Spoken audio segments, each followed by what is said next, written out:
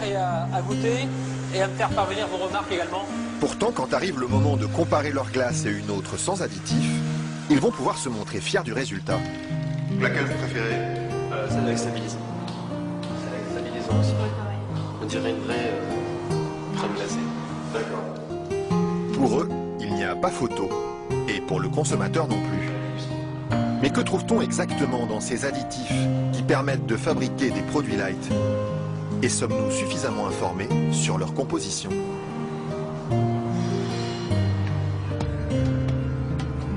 C'est à Vilvoorde, à quelques kilomètres de Bruxelles, que nous sommes allés chercher les réponses. Au bout de cette zone industrielle se cache une usine très discrète, filiale d'un des plus grands groupes chimiques européens. On y fabrique l'un des additifs les plus utilisés par l'industrie, le E441, plus couramment appelé gélatine. Et le responsable commercial de l'usine, Michel Vandenberg, n'est pas peu fier de nous montrer tout ce qu'on arrive à fabriquer avec son produit miracle. Alors, je vais vous montrer quelques exemples des principales applications de la gélatine. On a naturellement le secteur alimentaire qui est l'application la plus importante au niveau mondial. Alors, vous avez ici tous les produits gélifiés. Le premier marché pour lui, ce sont les bonbons. Mais on trouve aussi sa gélatine dans des gélules pharmaceutiques, des pellicules photo et même des shampoings. C'est pas mal, il y en a partout. Mais pour ça, il faut produire toujours plus. Alors ici, l'usine tourne à plein régime. Et la fameuse gélatine de Michel Vandenberg, la voici qui sort, tout au bout de la chaîne.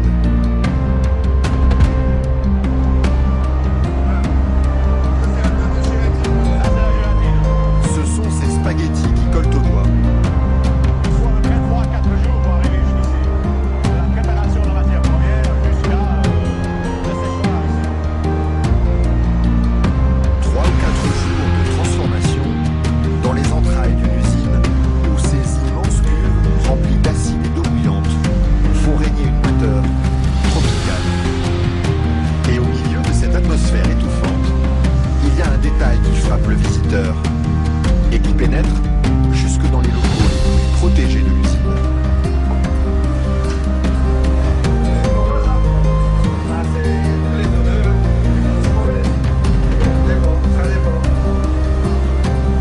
Une odeur âcre d'acide et de graisse brûlée qui flotte sur tout le site jusqu'à l'extérieur de l'usine. Et la raison de cette odeur, la voici. C'est la matière première avec laquelle on fabrique la gélatine. Ça, c'est la matière première. Nous traitons donc la couenne, la peau de porc. D'accord? De la peau de porc qui arrive par palette entière dans son usine. Une matière première qui ne lui coûte presque rien et qui l'achète dans toute l'Europe. Ceci vient de Hongrie. Ça vient de Hongrie, d'accord. Voilà.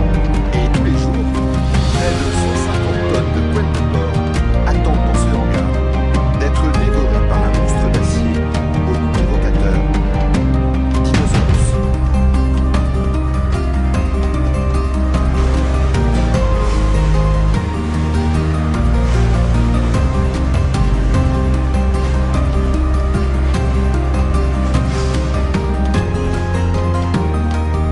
Grâce à cette matière première bon marché, Michel Vandenberg parvient à vendre sa gélatine à moins de 5 € le kilo. Un prix défiant toute concurrence qui lui ouvre sans cesse de nouveaux marchés. Et celui qui marche bien en ce moment, c'est justement le marché des produits light. Il faut parfumer ça. Voilà, ceci, un beurre allégé, 40%. Alors un fromage frais, 0% matière grasse. Et chez lui, on trouve même les plus grands pains de glace. En marque Tabeur de taille fine. Mousse liégeois, voilà, une mousse, vous allez voir la laitière. Alors un produit YHWH, donc avec moins de matière grasse, donc pour stabiliser le produit, pour maintenir l'onctuosité du produit, on utilise la gélatine. Un produit que les industriels n'hésitent pas à utiliser en grande quantité. Le seul problème, c'est qu'ils oublient parfois de l'écrire sur les étiquettes. Quand on les regarde, on lit bien la mention gélatine, mais pas l'origine du produit. qu'ils mettent gélatine, mais ils disent pas quelle est l'origine de la gélatine. Pourquoi? Ils assument pas que ce soit fait à partir de porc. C'est quoi le problème qu'ils ont avec ça? Non, mais je veux dire... Non, parce que c'est un problème, c'est un sujet très sensible. Ouais. Parce qu'il y a quand même les minorités, les minorités musulmanes, juives et autres, qui éventuellement ont des problèmes avec ça. Mais ce serait bien justement de leur dire... Ça, je ne voudrais pas que... Oui, je sais bien, mais je ne sais pas s'il faut mettre ça dans l'émission. Mais c'est vrai que, bon... Parce que du coup, ils savent pas si c'est du porc ou de la vache. Du coup, c'est ça le problème, il faudrait peut-être leur dire. Une question qui laisse Michel Vandenberg sans voix et à laquelle aucune marque de l'agroalimentaire n'a souhaité répondre, malgré nos nombreuses sollicitations. À croire que la gélatine de porc est un sujet sur lequel il préfère rester discret.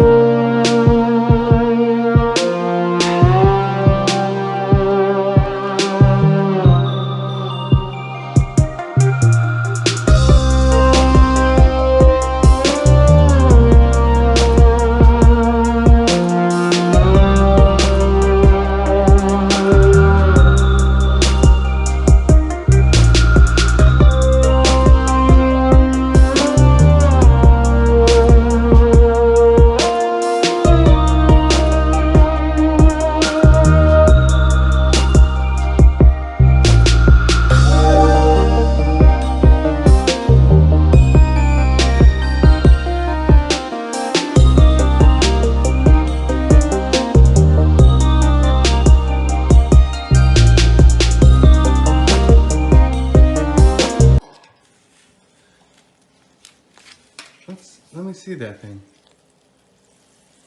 And there's little... What is that there? See? Yeah, look, let it go. That's a parasite? That is a parasite. I don't know. Here, I need to put more on it.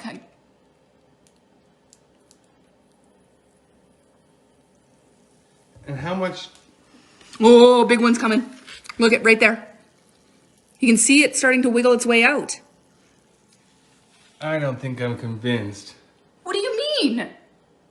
I think that's like little bits of fat or something. I promise you it's not fat. The longer we have it in there, the more they don't like the habitat that's going on. And they'll start to come out, like these are clearly just babies. These are babies? Babies. I've seen them like get this long. How long does it take? Not very long usually. Like this is coming out fast. Like these little ones are coming out really fast. And this is fresh. Here? Like look, this is fresh. You can't see that here. This is fresh. Got it today.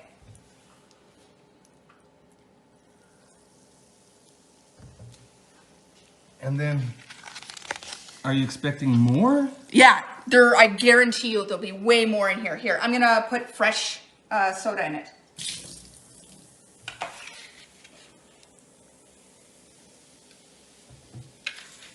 You can actually see them, like the heads of them popping through. It's so gross. Look, you can see them starting to crawl their way out. This one's moving. Oh, gross. That is disgusting. I am never eating pork again. There are reasons that the meat of the pigs become more saturated with toxins than many of its counterpart farm animals. The first reason has to do with the digestive system of a pig. Pigs are the filthiest animals on earth, with the most parasites and diseases than any other animal that mankind consumes. Pigs are commonly associated with eating not only their own feces, but of other animals and humans. In parts of the third world, it is the best scavenger known that exists in the villages, that do not have modern toilets, and the villages excrete in open air. Excreta is cleared by pigs. Pig farm with 5,000 animals produces as much fecal waste as a city of 50,000 people. A pig digests whatever it eats rather quickly, in up to about 4 hours. On the other hand, cow takes a good 24 hours to digest what it's eaten. During the digestive process, animals including humans get rid of excess toxins as well as other components of the food eaten that could be dangerous to health. Pigs' bodies contain many toxins, worms and latent diseases, although some of these infestations are harboured in other animals. Modern veterinarians say that pigs are far more predisposed to the the illnesses than any other animal. This could be because pigs like to scavenge and will eat any kind of food. Since the pig's digestive system operates rather basically, many of these toxins remain in the system to be stored in more than adequate fatty tissues. Pigs also do not have any sweat glands. Sweat glands are a tool for the body to get rid of toxins. This leaves more toxins in the pig's body. The pork and swine industry has been continually plagued, and continues to be so to this day, by a wide variety of hazardous infections and diseases. Even pigs that are carefully reared in pig farms are still affected. According to the surprising new investigation on pigs that were raised in the US, 69% of all raw pork samples tested, nearly 200 samples in total, were contaminated with dangerous bacteria Yersinia enterocolitica, which causes fever and gastrointestinal illnesses with diarrhea, vomiting and stomach cramps. Pigs carry a variety of parasites in their bodies and meat. Some of these parasites are difficult to kill, even when cooking. This is the reason there are so many warnings out there about eating undercooked pork. Pork poses certain health risks from bacteria and resistant bacteria that causes infection and viruses. Shocking new research has shown that millions of people are living with parasites inside them from eating pork. Here are some of the deadliest parasites found in humans that consume pork. Pork tapeworm parasite, Atinia solium. The pork tapeworm is number 1 in top 10 list of foodborne parasites in the world, affecting 50 million people worldwide, killing 50,000 people each year worldwide. Though these figures are both likely to be underestimated according to the researchers. Tapeworm infections are common in Asia, Africa, the Philippines, South America, parts of the southern Europe and pockets of North America. The pork tapeworm can affect your heart, brain, lungs and diaphragm. In 60% of the diagnosed cases of pork tapeworm, the victim has cysts inside the brain, and with the cysts in the brain you get seizures, coma, hallucinations or even possible death. The pork tapeworm forms cysts inside the tissue of the pig. When the human eats pork, they get infected. Adult tapeworms living inside the intestines of humans produce up to 50,000 eggs each. In the human gut, the cysts form into an adult tapeworm, where these can grow up to several meters long. The adult worms lay eggs that have passed into human feces. If the pig eats the feces, the pig grows cysts inside its muscles, tissues, and the life cycle repeats. Tapeworm larvae brain parasites is an increasingly serious public health problem around the world. Pork tapeworm larvae can create cavities in the brain and other parts of the body tissues, where their tiny bodies can grow sometimes into tapeworms 2 to 7 meters long and can live up to 25 years in the human body. CT scans have shown affected patients having so many wormholes in the brain, making it appear similar to a starry sky. Chronic headaches and pork tapeworms. New research has shown that the cause of chronic headaches, such as migraines and tension, headache symptoms may be a sign of pork tapeworm inside the brain. The most common cause of adult onset epilepsy in the world is caused by pork tapeworm. 50 million people around the world are affected by epilepsy, many of which are caused by pork tapeworm. It can cause brain tumours, depression, dementia, aneurysm. Aneurysm occurs when part of the blood vessel, artery or cardiac chamber swells, potentially causing headaches, dizziness, seizures, other neurological disorders and sudden death. This one parasite alone should be enough to stop you from eating pork.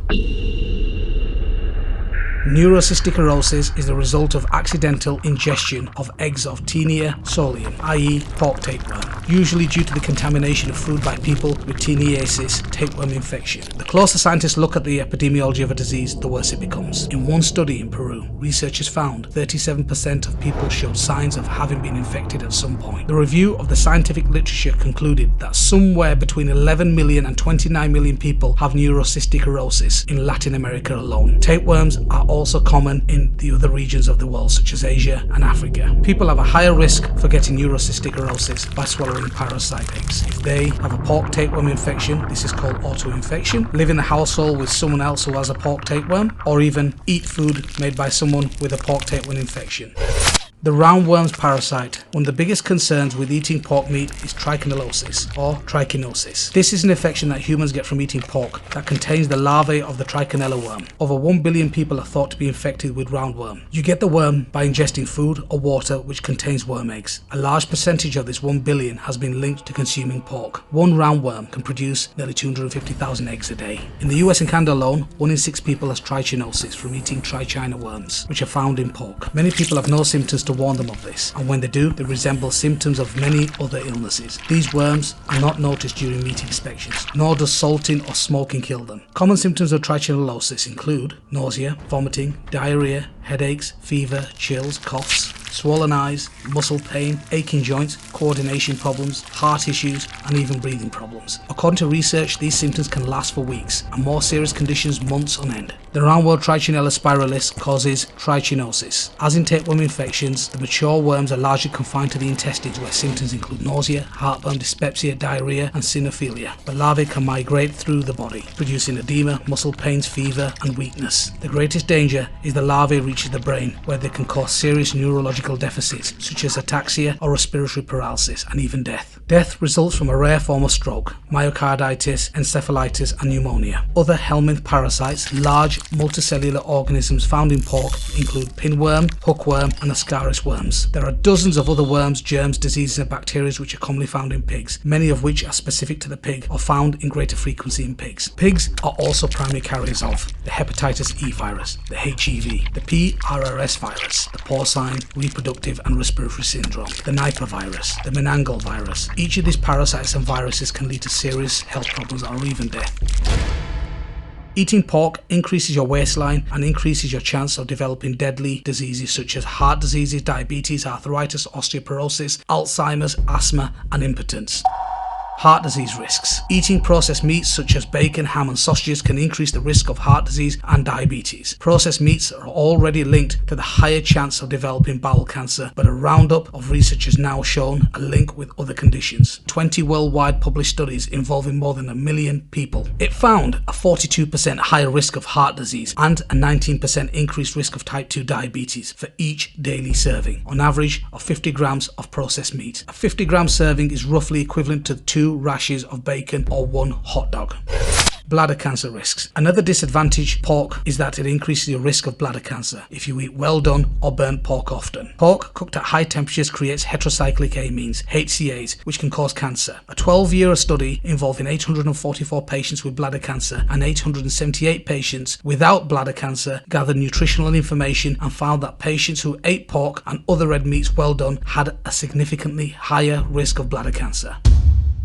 Liver cirrhosis. Pork is causing liver cirrhosis at a similar rate to that of consuming excessive alcohol. Several factors about pork consumption that could be causing liver damage and toxicity. There is an obvious fact that most of all pork products in the West consumed are processed, such as smoked ham, cold cuts, bacon, and sausages. These products contain high levels of nitrate preservatives, which are known as carcinogens and can contribute to the development of liver cancer. In addition, processed pork ingredients are often heated to extremely high temperatures for prolonged periods of time, resulting in the production of hundreds of harmful free radicals that are known to wreak havoc on health, particularly liver health. A relation between pork consumption and cirrhosis of the liver is apparent across countries and has been consistently maintained for the last 40 years. In countries with low alcohol consumption, no correlation was obtained between alcohol consumption and cirrhosis. However, a significant correlation was obtained between cirrhosis and pork. A similar relationship was seen in the 10 Canadian provinces, where there were no correlation between cirrhosis, mortality, and alcohol consumption, but a significant correlation was obtained with pork. Pork fat has a high saturated fatty acid and cholesterol contents. Diets high in pork have been linked in population studies to higher risks of esophageal, thyroid, lung, pancreatic, liver, bladder, colorectal, and prostate cancers. There are remarkably strong correlations between pork consumption and liver disease, liver cancer, and multiple sclerosis. Research has indicated there is an association between pork consumption and the primary liver cancer, hepatocellular carcinoma. Pork and multiple sclerosis. Researchers looked for other diseases that correlation with pork consumption and hit upon multiple sclerosis. The connection is remarkable. A significant correlation was obtained between prevalence of multiple sclerosis and pork consumption. Breast cancer risks have been found in patients who consume pork. Pork and gout. Because pork is moderately high in purines, consuming excessive or frequent amounts can increase your uric acid levels, leading to worsened gout symptoms. When pork is eaten, it can wreak havoc on the body. It tends to have more fat than beef or chicken. This can cause high blood pressure, high cholesterol, cancer, sodium retention, and heart problems. Pig meat contains excessive quantities of histamines and imidazole compounds, which can lead to itching and inflammation. Eating pork can lead to gallstones and obesity due to its high cholesterol and saturated fat contents. The more research that is done on pigs, the more it is gradually revealing that this meat is not fit for human consumption. So, to round up, as you can see, pork, processed, fresh, raw, fully cooked, all have serious health implications. The most common cause of adult-onset epilepsy in the world is called neurocysticercosis, which literally means pork tapeworms curled up inside our brain. A review last year out of the Mayo Clinic describes the problem. Cysticerci, meaning the pork tapeworm larvae, create cavities in the human brain and other body tissue where their tiny bodies grow, sometimes into tapeworms 2 to 7 meters in length, and can live up to 25 years in the human body. 7 meters means 23 feet long. On MRI, so-called wormholes appear. On CT scan, there can be so many in the brain at one time, it can appear similar to a starry sky. Each star is a fluid-filled cyst with the beginning of a living, growing tapeworm inside. This is what they look like on autopsy. This is what their face looks like. They have these rings of hooks to grab onto our brain tissue. Earlier this year, a review was published by the CDC on the public health implications of cysticercosis acquired in the United States. Pork tapeworms on the brain has emerged as a cause of severe neurologic disease in the United States. Even after pork tapeworm larvae infect our brain, some people remain asymptomatic their entire lives, while others can go for years without symptoms, and then suddenly become very ill with seizures, headaches, and other focal neurological deficits as the larvae multiply within the nervous system and other tissues, and can cause sudden death, just due to the pressure buildup in the brain.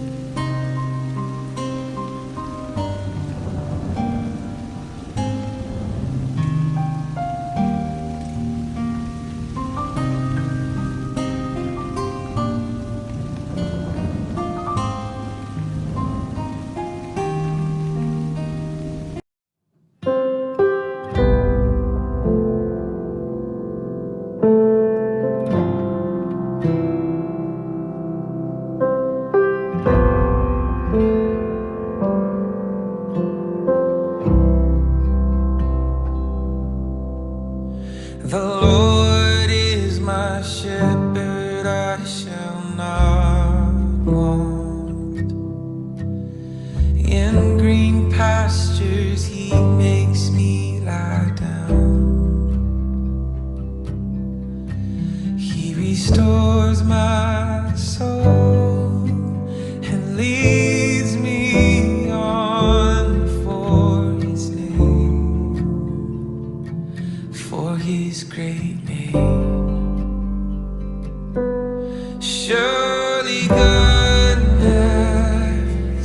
surely mercy, right beside me, oh my days, and I will dwell in your house forever and bless your holy name.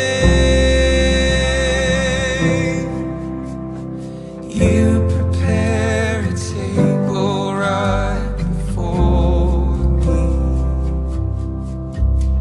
in the presence of my enemies. And though the arrow flies and the terror of night is at my door, I'll trust you, Lord. Surely goodness, surely mercy, right beside me, all my days, and I will dwell in your house forever and bless your holy name. And even though I walk through the valley of the shadow of death,